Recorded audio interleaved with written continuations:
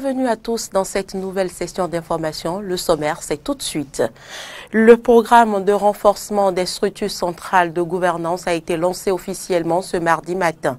Une initiative qui vise la consolidation des structures décentralisées pour une meilleure gestion des finances publiques. Visite du port sec de Parakou par des opérateurs économiques du Niger. Des Nigériens qui considèrent déjà ce port comme celui de l'Interland, comme vous l'entendrez dans le sujet de Maury Agua et de Fréjus Fiossi. Et puis au Maroc, des familles de migrants retenus en Libye manifestent pour demander aux autorités de rapatrier leurs proches.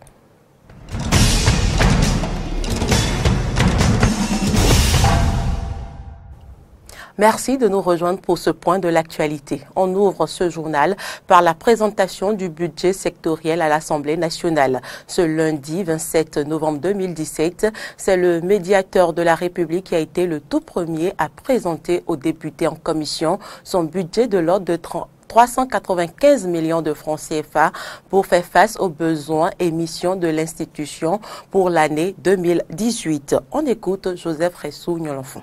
Il s'agit d'un petit budget, 395 millions. Et c'est pour cela que je vous dis que c'est un tout petit budget par rapport au budget des grandes institutions que vous avez eu à connaître. C'est un petit budget. Et quelles sont les activités que nous pensons mener? C'est toujours les mêmes activités. Les audiences foraines.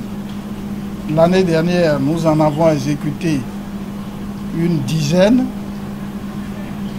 Nous avons les sessions. La session, il y a une session qui se tient en ce mois-ci.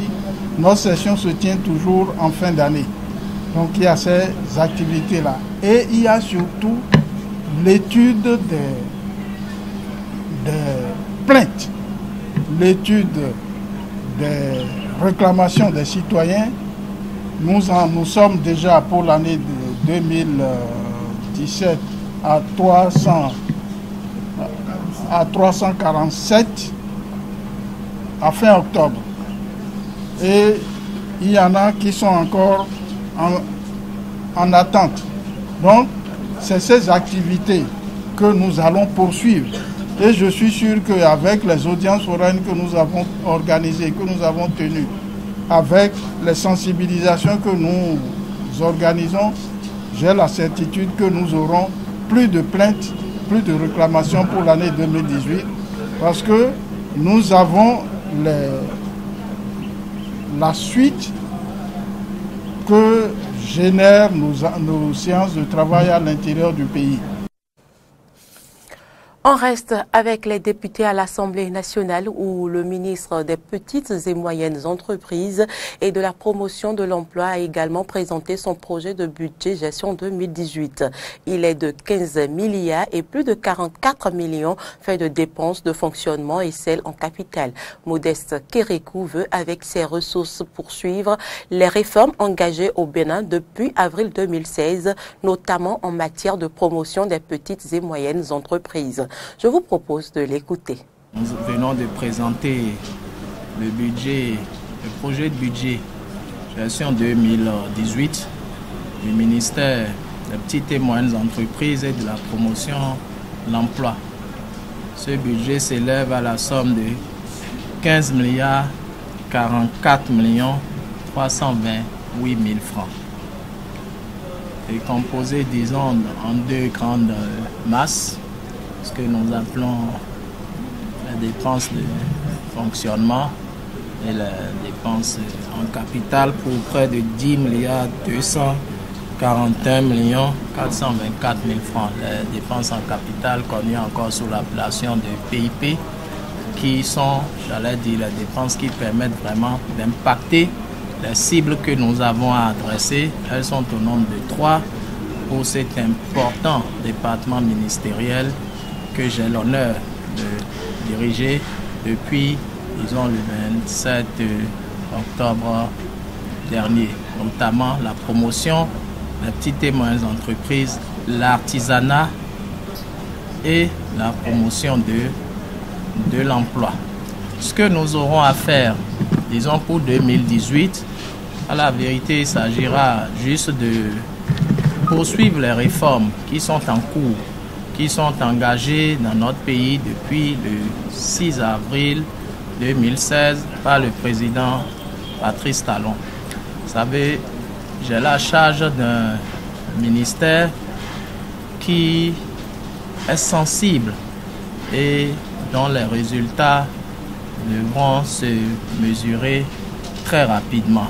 Mais le quinquennat en cours, le quinquennat du président Patrice Talon, est un quinquennat de réforme et de transformation structurelle de notre pays. Lancement ce mardi matin du programme de renforcement des structures centrales de gouvernance. C'était à l'Esprit Mature en présence de la ministre de l'économie numérique, du directeur général de l'Agence des services et des systèmes de l'information au Bénin, des autorités allemandes. Fréjus Serroin et Fiacre Voitan pour le compte rendu. Structure centrale de gouvernance. C'est ce projet phare du gouvernement qui a été lancé ce mardi 28 novembre 2017 à l'Esprit Mature du Bénin. Il s'agit d'un outil qui consiste à renforcer les structures décentralisées pour une meilleure gestion des finances publiques. Le directeur général de l'Agence des services et systèmes de l'information et la ministre de l'économie numérique ont présenté à l'assistance quelques moyens pour parvenir à la réalisation de ce projet et les résultats attendus. La création d'un réseau métropolitain en fibre optique à Cotonou pour relier au moins 50 sites administratifs. La construction d'un data center, donc un centre de données national, et un centre de données également pour le ministère de l'économie et des finances plus spécifiquement. L'interconnexion de nos communes, donc de nos 77 communes, recettes perception et d'autres sites départementaux. Nous pourrons sur la base donc de ce réseau et de ce centre de données mettre des applications, des services en direction de la population, en direction de l'administration, en direction des recettes perception, en direction donc des centres de santé, etc., sur toute l'étendue du territoire. Nous pourrons avoir par exemple un pensionné qui, au lieu de venir à Cotonou toucher sa retraite, peut le faire à partir donc de son village, de sa commune. Cet important projet prévoit également d'autres actions d'envergure. Le déploiement de services comme la téléphonie sur IP et l'optimisation et la généralisation du déploiement de systèmes de gestion des marchés publics et bien évidemment l'interconnexion des directions départementales des marchés publics. Le chef de l'État, n'importe quel ministre, les autorités à n'importe quel niveau pourront, sans se déplacer, sans attendre, en temps réel, avoir des tableaux de bord leur montrant le niveau de gestion des finances publiques, les marchés qui ont été passés, les résultats, les impacts sur les populations. Le programme de renforcement des structures centrales de gouvernance est financé par la fondation allemande KfW à hauteur de 6 559 570 000 francs CFA et 2 3 700 000 francs CFA pour la contrepartie du budget national, a rappelé la ministre des TIC. Le port sec de Parakou est le port de l'Interland. Propos d'un membre de la délégation nigérienne qui visitait cette infrastructure ces dernières heures. Je vous le disais à l'entame de cette édition, des opérateurs économiques du Niger ont découvert ce 26 novembre les installations du port sec de Parakou. Port dont la réalisation est achevée, omission faite des travaux confortatifs en cours sur le site. Outre la qualité de l'ouvrage, c'est la position géographique de ce port et sa proximité avec le Niger qui intéresse ses membres de la Chambre de commerce nigéro-nigériane. Mori Agua Fréjus Fiorci.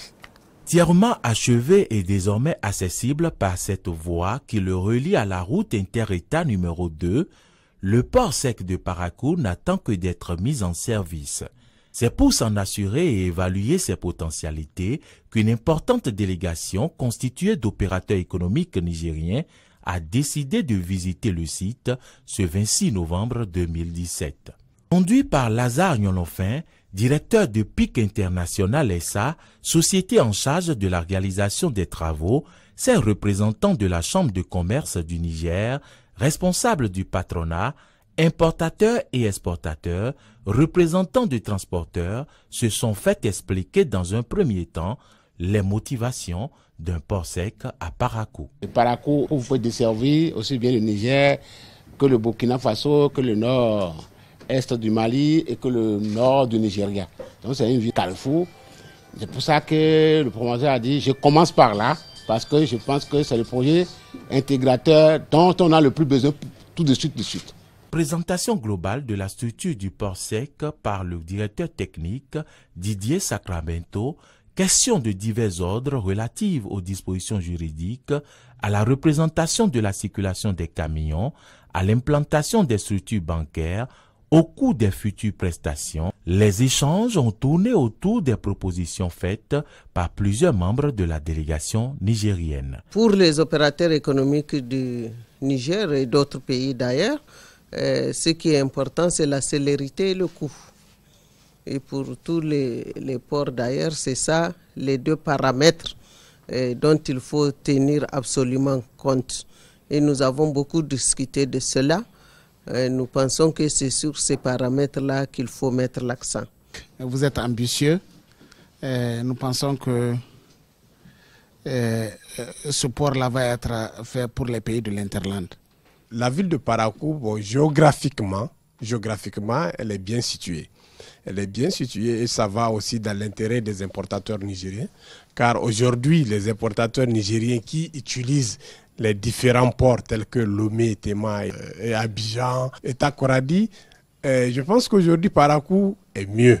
Parce qu'en distance, je veux dire que Parakou est non loin de Niamey. La visite du port sec proprement dite démarrera ensuite par l'inspection de ces ponts bascules de dernière génération destinés à peser les camions à l'entrée et à la sortie du port. Les locaux destinés aux services administratifs, la douane, la police, la gendarmerie et les sapeurs-pompiers ont ensuite été montrés aux visiteurs. La meilleure impression faite aux visiteurs est venue de la découverte par eux de la qualité du raccordement ferroviaire qui devrait permettre bientôt la livraison sur place des marchandises par le train. Réalisé selon les normes internationales les plus exigeantes avec des rails de 54 kg au mètre linéaire, des traverses en béton précontraint, d'un écartement métrique extensible à la norme standard, cette voie ferrée est le prototype de ce que devrait réaliser sous peu le groupe Pétroline, la maison mère de Pic International SA, dans le cadre de la réhabilitation et de l'extension du corridor ferroviaire Bénin-Niger. Une cabine de transformation et de mise à disposition du courant électrique, une bâche à eau d'une capacité de 300 mètres cubes, des bornes des réseaux informatiques et autres, l'adduction d'eau potable ainsi que la menée du courant électrique depuis la CEB à plus de 4 km du site, entièrement réalisés sur fonds propres par le promoteur, sont autant de motifs d'admiration de la part des visiteurs. J'ai pu me rendre compte de l'intérêt qu'a suscité donc la réalisation de ce port sec au niveau donc de notre délégation. Donc c'est dire que nous sommes vraiment, nous qui sommes venus ici, entièrement satisfaits et nous sommes étonnés et surpris en tout cas par l'envergure donc des investissements qui ont été faits. Nous ne pouvons que saluer donc cette initiative-là, l'encourager et apporter notre soutien total, donc j'ai dit, au promoteur et à toute son équipe pour ce qui est en train d'être fait par donc des Africains qui ont compris également et qui connaissent, qui maîtrisent le domaine. Donc je pense qu'il y a suffisamment de spécialistes autour du promoteur Doussou pour réaliser ce projet-là et nous sommes sûrs que le résultat il sera positif. La délégation a également pris connaissance de l'évolution des travaux confortatifs comme ce gigantesque magasin à compartiments en cours d'achèvement, de même que les miradors de 15 mètres de haut destinés à permettre la surveillance humaine du site en complément du dispositif de vidéosurveillance.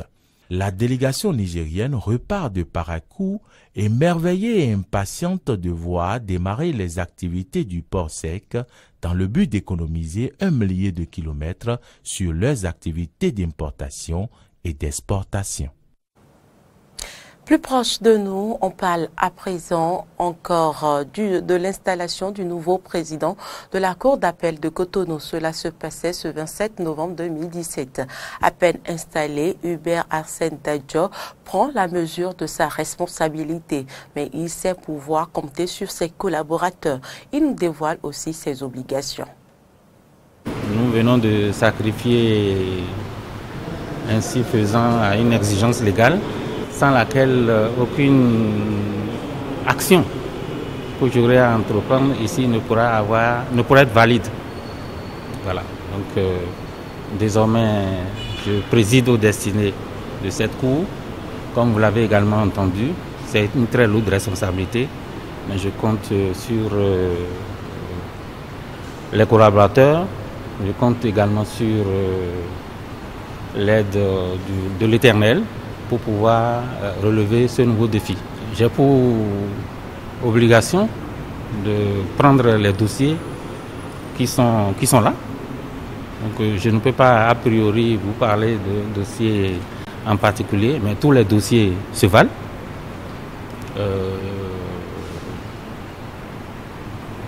Sous peine d'être poursuivi pour déni de justice, tous les dossiers seront pris en compte comme cela se doit. Voilà, donc je suis là pour travailler et je vais m'y mettre très rapidement. Et je pense qu'avec l'aide des collaborateurs et des autorités, nous allons pouvoir relever le défi d'une bonne justice. Je n'aurai qu'à les exhorter à faire preuve de croyance en la sincérité et en la capacité des acteurs de la justice béninoise à rendre une justice crédible, à rendre une justice qui tienne compte des lois, parce que le magistrat, c'est un serviteur de la loi. Le magistrat n'aura pour seul maître que la loi. Donc nous veillerons à faire en sorte que les tests de la République soient respectés. Capitaine Trépeau, ce nom vous rappelle peut-être quelque chose. C'est le secrétaire général du syndicat national des eaux, forêts et chasses qui avait dénoncé des réformes en cours dans son secteur. Cela lui a valu une sanction. Depuis peu, il fait l'objet d'une procédure de radiation que contestent les centrales syndicales. Ce lundi, elles n'avaient aucun mal à crier haro sur les acteurs de cette procédure et exigent son annulation. Les centrales syndicales ont changé le climat au ministère du cadre de vie et du développement durable ce lundi 27 novembre 2017. Elles sont venues, vuvuzela en main, réclamer l'arrêt immédiat de la procédure de radiation du capitaine Trépeau, sorti fraîchement de plusieurs jours d'arrêt de rigueur après avoir sévèrement dénoncé certaines réformes en cours dans son secteur, les eaux, forêts et chasses. Pour ça, il a commis un crime. Le projet, c'est qu'on ne veut plus jamais entendre un syndicaliste lever le doigt pour dire ce qui ne va pas dans la République. Le PAG, un de ces trois axes, c'est l'enracinement de la démocratie dans notre pays. C'est dans le PAG. Est-ce qu'on va enraciner la démocratie en procédant de la sorte? Non. Pour le secrétaire général de la Confédération générale des travailleurs du Bénin CGTB, le combat va au-delà du cas du capitaine Trépeau. Il ne s'agit pas de capitaine Trépeau, mais il n'y a aucun pays où on réalise de grandes choses sans liberté d'expression, sans le droit à la différence. Ça n'existe nulle part. Et donc l'effort que nous faisons aujourd'hui ici, c'est pour rappeler à nos autorités que l'intelligence collective voudrait que toutes les intelligences et les compétences de ce pays-là soient mises à contribution dans leurs positions respectives. Les gouvernants n'ont qu'à gouverner. Ceux qui sont chargés de rectifier leur politique, comme les syndicats, que ceux-là également puissent rectifier la politique pour le bonheur de nous tous. Que vous soyez force de l'ordre, quelle que soit votre position, l'histoire retiendra ce que vous avez fait pour ce pays. Et moi, je crois qu'il appartient à chacun de nous d'écrire son nom en lettres d'or pour ce pays-là, pour qu'enfin, on lègue aux générations futures un héritage responsable. La CSA Bénin a ensuite relevé les vices de procédure dans le dossier Trépeau. Le capitaine Trépeau, celui qui devait d'abord lui donner la demande d'explication, c'est son chef hiérarchique direct. Ça n'a pas été le cas. Ça, la seule suffit déjà pour que la hiérarchie militaire comprenne qu'elle est dans l'erreur et qu'elle doit faire marche arrière. Jusqu'à la fin de sa garde à vue, on ne lui a pas notifié sa garde à vue. Nous sommes quand même dans une république et le gouvernement est là pour faire respecter les règles de la république. Lorsqu'on se rend compte qu'on est dans l'erreur, on n'a pas le droit de persister dans l'erreur. Il faut revenir. Revenir.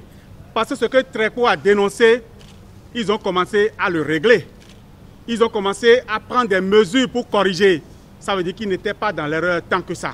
Une logique qui amènera la CSTB à condamner sans autre forme de procès le conseil de discipline devant trancher du cas de leurs camarades. Le conseil de discipline qu'on veut faire là, c'est un conseil de discipline politique.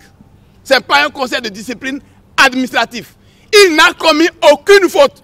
On doit pouvoir l'absoudre, le réhabiliter, le féliciter, le décorer pour la dénonciation qu'il a eu à faire. Les manifestants ont finalement lu leur motion qui regroupe 4 points essentiels, à savoir l'arrêt de la procédure de radiation contre le capitaine Tréco, l'arrêt de la chasse à l'homme au sein des forces de l'ordre et de défense, l'ouverture des négociations avec les partenaires sociaux pour régler les revendications du personnel forestier et l'intervention du président Patrice Talon pour sauver Patrice Tréco d'une double sanction.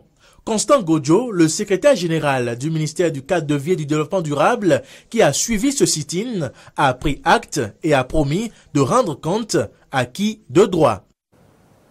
Actualité hors de nos frontières, le président français Emmanuel Macron, arrivé lundi soir au Burkina Faso, a reconnu les crimes de la colonisation européenne lors de son discours à l'université de Ouagadougou ce mardi. On l'écoute. Il y a eu des fautes et des crimes. Il y a eu des grandes choses et des histoires heureuses. Mais j'ai une conviction profonde. Notre responsabilité n'est pas de nous y enferrer. Notre responsabilité n'est pas de rester dans ce passé, mais de vivre l'aventure pleine et entière de cette génération. Je suis d'une génération de Français pour qui les crimes de la colonisation européenne sont incontestables et font partie de notre histoire. Je me reconnais dans les voix d'Albert Londres et d'André Gide qui ont dénoncé les milliers de morts du chemin de fer du Congo. Et je n'oublie pas que ces voix, alors, ont été minoritaires en France comme en Europe. De familles de migrants marocains disparus ou retenus en Libye ont manifesté lundi devant le ministère des Affaires étrangères à Rabat pour demander aux autorités de rapatrier leurs proches. La semaine dernière, le gouvernement marocain a annoncé, il faut le rappeler, la création d'un comité de suivi pour piloter le retour des Marocains bloqués en Libye dans des conditions qui préservent leur sécurité. On écoute quelques manifestants. Mon fils est parti pour la Libye après ses études pour améliorer notre situation. Mais il n'a pas pu réussir là-bas et aujourd'hui il est détenu dans les prisons libyennes. Nous demandons à Dieu et aux autorités de faire revenir nos enfants le plus tôt possible. Nous souffrons de tout ça. Merci.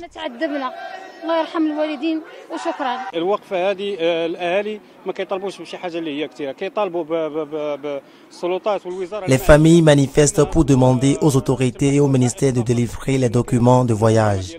Pour cela, il y a une organisation qui s'appelle OIM, qui aide les détenus à revenir vers leur pays pour ceux qui le veulent. Tout ce que les autorités marocaines ont à faire, c'est préparer les papiers de voyage. Malheureusement, depuis le mois de février, les gens attendent ça.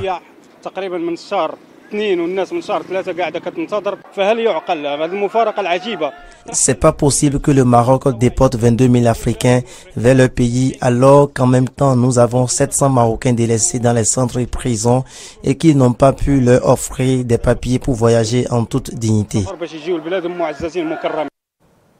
La suite de la visite du pape François en Birmanie. Le chef de l'église catholique romaine accueilli lundi à Rangoon a déjà rencontré le chef de l'armée. Les deux hommes ont évoqué la grande responsabilité des autorités du pays en cette période de transition. Et puis c'est tout pour cette édition. Merci de l'avoir suivi. Nos informations sont en continu sur les réseaux sociaux, Facebook et Twitter et sur notre site internet bena-eden.tv.